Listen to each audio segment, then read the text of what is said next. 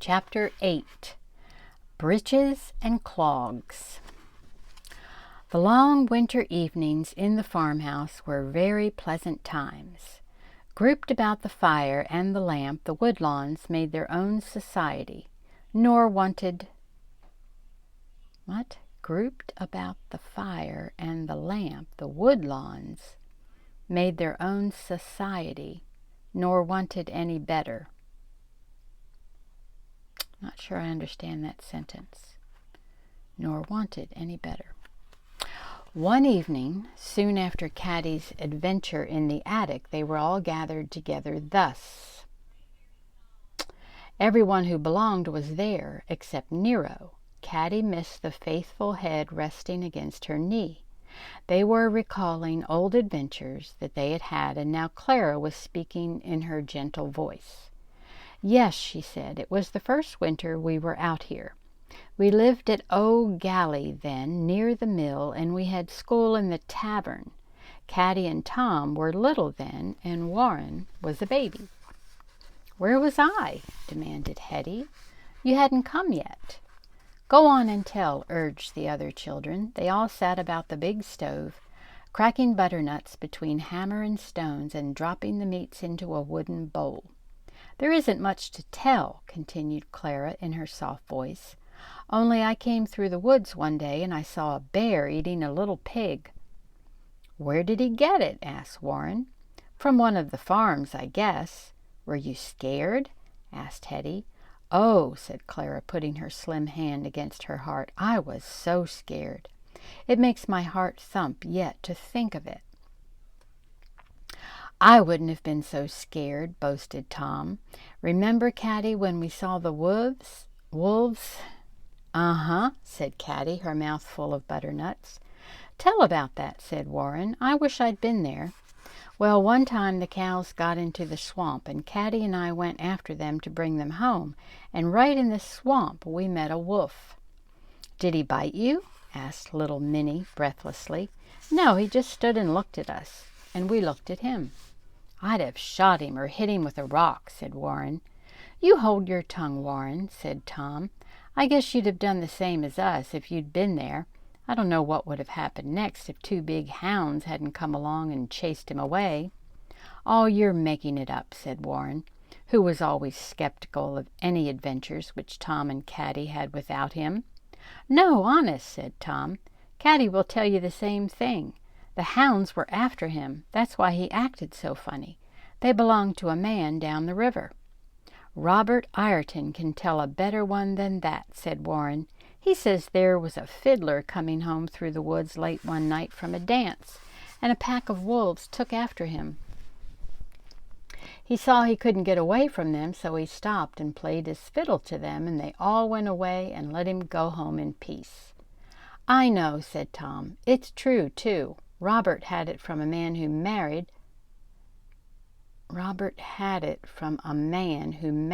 the fiddler's sister." Not understanding some of this language. Mr. Woodlawn smiled at his wife and said, "Ireton knows how to tell a good story as well as sing a good song, I see." Caddie had been listening to the stories in silence. Now she suddenly jumped up, shaking the nutshells from her apron into the wood basket. Without a word, she caught up one of the candles which burned on a side table and ran upstairs to the attic. She hastily went through the contents of one of the boxes until she found what she was seeking, and downstairs she ran again, almost before the others had ceased gaping over her sudden departure. "Look," she said. She held up a small pair of scarlet breeches and two little wooden-soled clogs. "Well, of all things!" cried Mrs. Woodlawn. "Where did you get those?" "In one of the boxes in the attic." "What are they? What are they?" cried the children, leaving their nuts to crowd nearer. "I don't know whose they are," said Caddie. "There must be a story about them, Mother. Do you know it?" Mrs. Woodlawn looked at her husband. He had taken one of the little shoes in his hand, and it scarcely covered his big palm. He turned it this way and that, smiling an odd, perplexed smile. "Well, well, well," he said, "what a funny little shoe."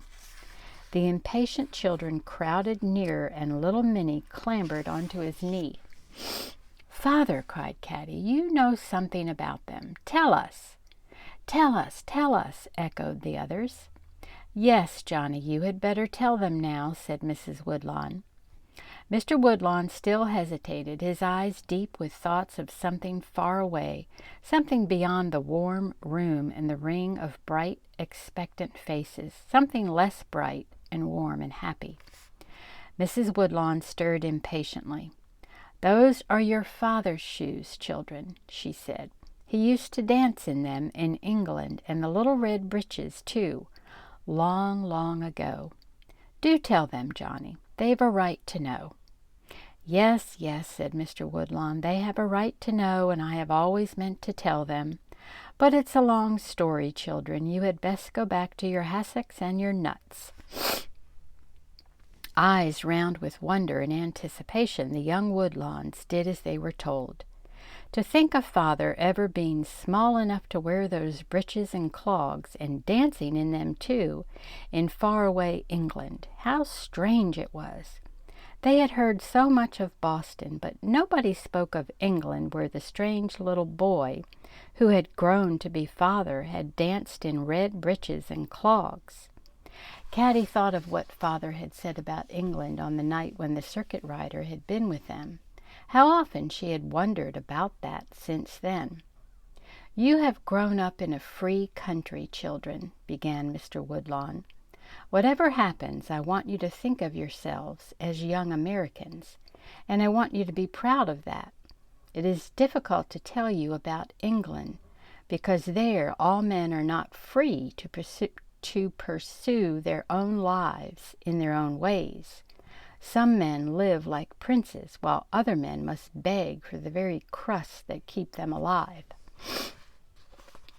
And your father's father was one of those who live like princes, children," cried Mrs. Woodlawn proudly.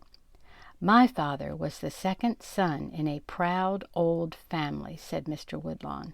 He set the clock he was mending beside him on the table, and his hands, unaccustomed to idleness, rested awkwardly on his knees. "My father's father was a lord of England, and the lands he owned rolled over hills and valleys and through woods." "Bigger than ours?" wondered Hetty. "Many times, yes, many, many times.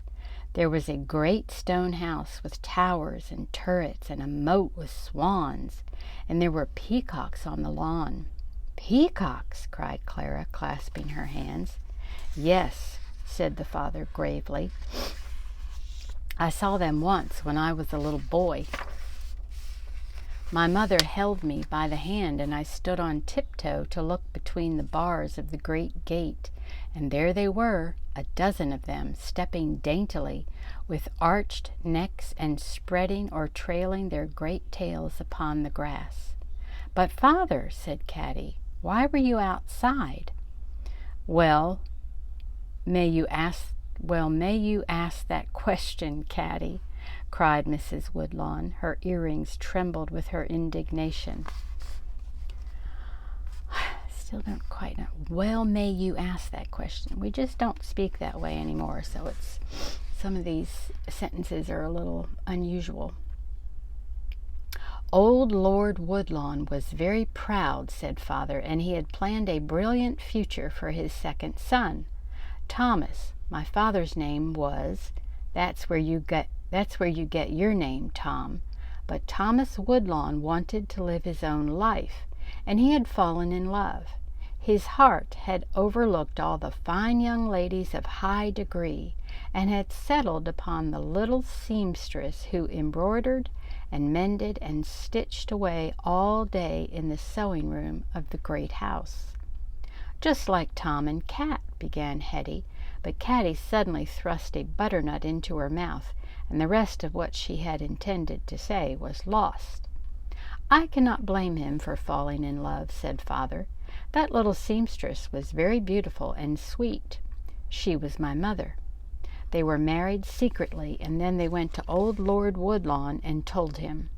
They thought that he would forgive them after it was done and past repair, but they hadn't reckoned on the old man's stubbornness and wounded pride. You see, my mother was the daughter of the village shoemaker. God knows the old shoemaker earned an honest living and lived an upright life. But to my grandfather Woodlawn's notion, anything connected with such a trade was low and shameful. How funny, said Caddie, if he was a good shoemaker. The old lord was beside himself with anger. He ordered father to forsake his bride, but that my father would not do, so the old man turned them out together. Never come back, he told my father. You are no longer my son. If my father had been the eldest son, the laws of England would have restored his position to him at the death of the old lord, but a disinherited second son has nothing to look forward to. So now he found himself penniless and with a wife to support. But I don't understand, said Caddie. No, my dear, said her father. It is hard to understand an old man's selfish pride. He had planned his son's life, and he could not endure to have his plans lightly set aside. He might have taken my father back if father had forsaken mother, but that was not my father's way.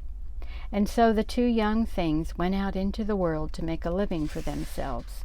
My father had been trained to ride a horse to hounds, to read a little Latin, and to grace a drawing room, but he knew no more about any useful trade than baby Joe. There was one thing he could do, however. He had always had some skill at drawing and painting, and as a boy his father had humored him by letting him have lessons in the art. Now he found that he could get occasional work by painting panels and murals in taverns and public houses. It was a sorry come-down for the son of a nobleman. Sometimes they paid him only in food and lodging, and he and his wife were obliged to stay there eating and sleeping out his earnings. Truly they were glad enough to have a roof over their heads, and something in their stomachs, I imagine. I myself remember the long walks and the slim dinners, and sometimes nights spent under a haycock when we could not find a tavern which wanted decorating. Poor father, cried Caddie softly. But worse was to come, said Mr. Woodlawn slowly. The tramping about, the worry and hunger and cold were too much for my father, who did not have the peasant hardiness of my mother and me. I was about 10 years old when he died, and I was a little lad who looked scarce half my years. And what did you do then? Breathed the little Woodlawns anxiously. My mother had no money to take us home again. And what could she have expected for us if she had gone? The old lord was not likely to forgive her after his son was dead, and the shoemaker was as annoyed with his daughter for marrying out of her class as the old lord was himself. And then my mother had her own amount of pride. In those days the worst vice in England was pride, I guess. The worst vice of all, because folks thought it was a virtue. But, father, what about the clogs and breeches? Asked Caddie. Have patience, said Mrs. Woodlawn. He'll get to them presently. My mother earned what she could as a seamstress, but that was not enough. We had no home of our own, and we wandered from lodgings to lodgings, always half hungry and owing money. I did what odd jobs I could, but folks thought me too small and young to be entrusted with much. I was a lively lad, as gay as a cricket in spite of my troubles. I had learned to dance, and I begged my mother for a pair of clogs. The poor good woman had no money to spare for dancing clogs, as I well know now, but I dare say I left her no peace, and suddenly she had an idea for granting my request and at the same time adding something to our income. She bought me the clogs and made me a little green jacket and a pair of red breeches. There was a green cap, too, with a red feather, and so I danced, and people threw me coppers as if I had been a monkey. Did you make a lot of money, Father? No, but I made enough to help a bit, and sometimes they even engaged me in cheap music halls to do a week's turn or two. That was a great event. Oh, Father, can you still dance? Cried Caddie. I've still got 2 legs, said Mr. Woodlawn, gay once more. Oh, do, the children cried, seizing him by the hands and pulling him out of his chair. Oh, Father, dance, do! Mr. Woodlawn laughed. Then suddenly he pursed his lips and began to whistle an old-fashioned jig. Tap, tap, tap went toe and heel, and suddenly he was jigging and clogging and snapping his fingers to the astonishment of the open-mouthed children. They formed a delighted ring about him, clapping and shouting and keeping time with their feet. Mrs. Woodlawn got up quickly and went into her bedroom. Nobody missed her, nor heard her opening the drawers in the chest where the linen was kept. When the dance was over and Father sank, breathless and laughing, into his chair, Mrs. Woodlawn came out with a small oil painting in her hands. Your father will never show you this, she said, so I am going to. No, no, Harriet, begged Mr. Woodlawn, still laughing and panting. It's too foolish. The children shall judge of that, said his wife, and she propped the canvas up on the table. It was a dim picture, painted in an old style, of a very funny little boy. The little boy seemed scarcely more than a baby, and he was dressed in a quaint little sailor suit with a wide-brimmed hat. 2 tufts of bright red hair were pulled down on either side of the face, beneath the brim of the hat. Everybody began to laugh, and yet there was something sad and wistful, too, in the eyes of the strange little boy who looked at them. It's your father, said Mrs. Woodlawn, and it was his poor dear father who painted it. Your father was only 3 years old. The children shouted with laughter, but Caddie felt a little bit as if she wanted to cry, too, and she reached for Father's hand and squeezed it. It's a wicked shame, continued Mrs. Woodlawn tartly. All that land in England, that great stone house, even the peacocks, they ought to belong in part to your father. Perhaps entirely. Who knows? Think, children, all of you might have been lords and ladies. No, no, Harriet, said Mr. Woodlawn, growing grave again. It was a hard struggle, but what I have in life I have earned with my own hands.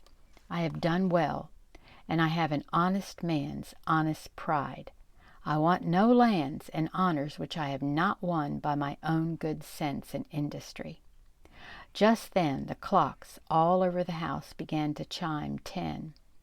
Ah, my dears, cried Mrs. Woodlawn, when have you ever gone so late to bed? Scamper now as fast as you can. Frightened by the idea of sitting up so late, the little children scurried to obey. Clara and Caddie went more slowly upstairs together. Clara's slender shoulders were lifted with a new pride, and her dark eyes shone.